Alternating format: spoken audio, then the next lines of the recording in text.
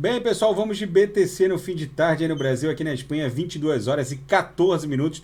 No Brasil, 18 e 14. A BTC está tendo uma leve dificuldade para superar a linha superior da nuvem de Shimoku aqui no semanal.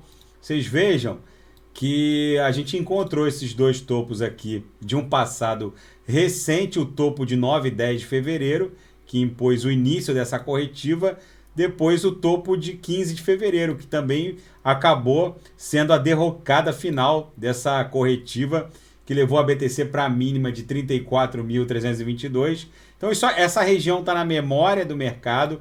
A BTC está promovendo o transpasse de baixo para cima contra a nuvem de Shimoku, mas tem esses três topos, não são dois, né? São três, né? O topo de 13 de janeiro também está nesse patamar. Então, essa tríade aqui na memória do mercado representando uma resistência a ser superada. Mas eu acredito que a BTC não vai ter muito problema. É normal a gente lateralizar na altura desses topos que ficam fixados na memória do mercado. Já a BTC vai se desdobrar para buscar 52.237, depois ela vai dar seguimento a essa pernada que vai levá-la em direção a no mínimo 80 mil dólares. Lógico que quando a gente encontrar o all-time high em 69 mil dólares, a gente deve sofrer algum nível de lateralização para aí sim ela dar aquele pump espasmódico que a gente tanto aguarda em direção a 80 mil dólares. Gente, tem muita coisa acontecendo. Essa mega crise geopolítica vai escalando para patamares mais altos em termos de gravidade. A Rússia agora já inicia o cerco em direção a Kiev.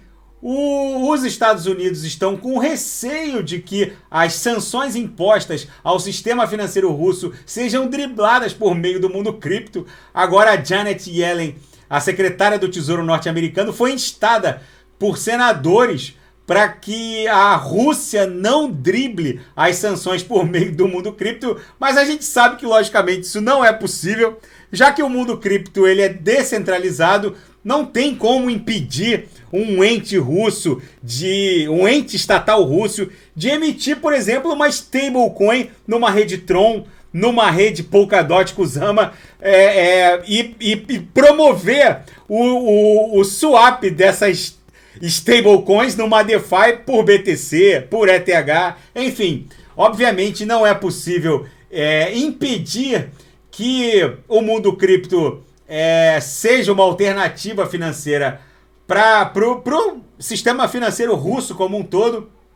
A gente, na verdade, está presenciando um ponto muito importante de inflexão para o dólar.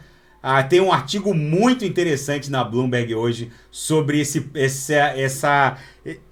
ponto temporal de inflexão do dólar, que pode ser um ponto de virada, e a gente está presenciando um momento histórico que oficialmente é o fim da era pós-Guerra Fria. Agora o mundo vai iniciar uma mega corrida armamentista hipersônica nuclear na zona do euro e nos Estados Unidos da América, com pressão inflacionária, com orçamentos militares que agora vão explodir, e isso tudo pode ser o início do fim do império do dólar. Esse artigo é muitíssimo interessante, vale a pena ler.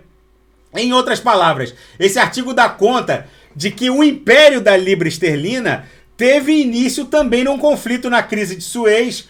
A Inglaterra, naquele conflito, sofreu uma interferência norte-americana, e dali, de 1956, do conflito de Suez para frente, o dólar norte-americano passou a ostentar a condição de reserva cambial do planeta. Conflitos geopolíticos dessa envergadura têm o condão, sim, de impor uma inflexão na divisa soberana, na reserva soberana de divisa fiat do planeta. Esse conflito, essa crise geopolítica tem esse condão. Então esse articulista dá conta disso. é muito provável que a inflação seja o novo normal nos Estados Unidos.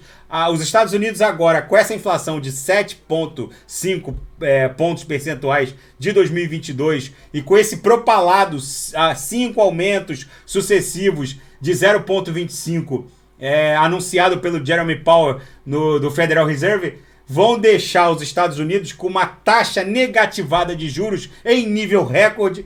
É o recorde absoluto dos últimos 50 anos. Então, tudo isso, gente, é um coquetel perfeito para a BTC rumar forte em direção a, no mínimo, 80 mil dólares. Pode bater 100 mil dólares se essa curva não ficar tão obtusa, ficar um pouco mais aberta. A gente pode beijar os 100 mil dólares, que vai ser a estocada final dessa nossa onda 3. E a BTC segue resiliente, caminhando com muita desenvoltura em direção a 1 milhão de dólares, o que vai acontecer lá por 2026, entre 2026 e 2027. Eu gosto de reportar esse target de 1 milhão de dólares, porque os céticos, eles enchem a caixa de mensagem e com teorias cada vez mais absurdas de uma suposta equiparação pelo governo norte-americano de transações cripto com atos terroristas.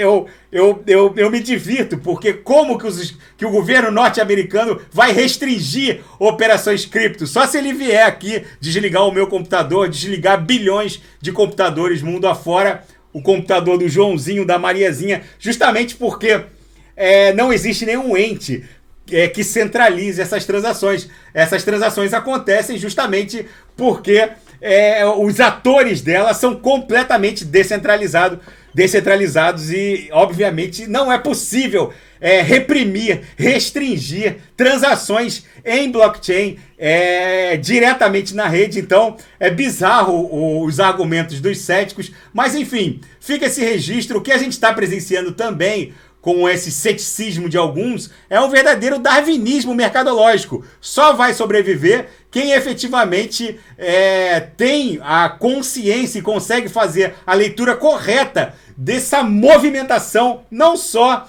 da BTC em si, mas geopolítica e da história financeira do mundo como um todo. Tá bom, pessoal? Fica esse registro da BTC, que tá muito nervosa, justamente porque ela tá encarando aqui os seus topos históricos mais recentes. Tá bom? Fiquem com Deus. Se nada fugir do script, eu volto amanhã para analisar a própria BTC.